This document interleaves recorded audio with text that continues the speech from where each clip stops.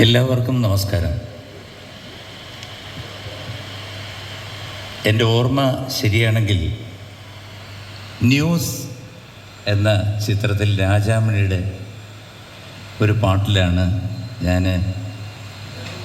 സുരേഷിന് ആദ്യമായിട്ട് പാടുന്നത്.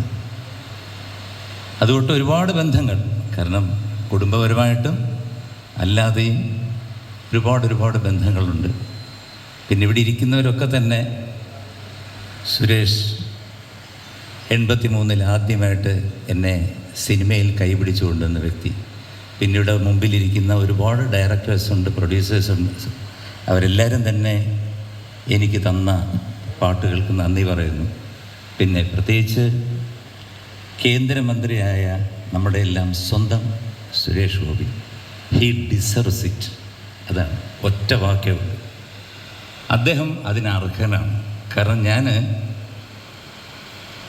അദ്ദേഹത്തിൻ്റെ ഭാഷാ പരിജ്ഞാനം എനിക്ക് മനസ്സിലായ ഒരു നിങ്ങൾക്കെല്ലാം അറിയായിരിക്കും, എനിക്ക് വളരെ വ്യക്തമായിട്ട് മനസ്സിലായി. കാരണം MP ആയിരുന്ന സമയത്ത് അവിടെ ഇംഗ്ലീഷിൽ, അതും തപ്പിയുള്ള ഇംഗ്ലീഷല്ല, നല്ല അതിമനോഹരമായിട്ടുള്ള ഏതാണ് പറയുക, സ്റ്റാൻഡേർഡായിട്ടുള്ള ഇംഗ്ലീഷിൽ ഒരു തീപ്പൊരി പ്രസംഗം ഡൽഹിയിൽ നടത്തിയത് കണ്ടിട്ട് ഞാൻ സുരേഷിനെ വിളിച്ച് പറഞ്ഞു, സുരേഷിന് MP സ്ഥാനമല്ല വേണ്ടത്, മന്ത്രിസ്ഥാനമാണ് വേണ്ടത്. അന്ന് തൊട്ട് ഞാൻ മിക്കവാറും സുരേഷിനെ വിളിക്കാറുണ്ട്, ആവശ്യങ്ങൾക്കല്ല, പല ആശയങ്ങളും കൈമാറാനും പല രസകരമായ കാര്യങ്ങൾ പറയാനും. ഇപ്പം ഞാനൊരു 15-10 ദിവസം മുമ്പ് വരെ വിളിച്ചു. അദ്ദേഹം ചെയ്യുന്ന എല്ലാ പ്രവർത്തനങ്ങളും, എല്ലാ നല്ല പ്രവർത്തനങ്ങളും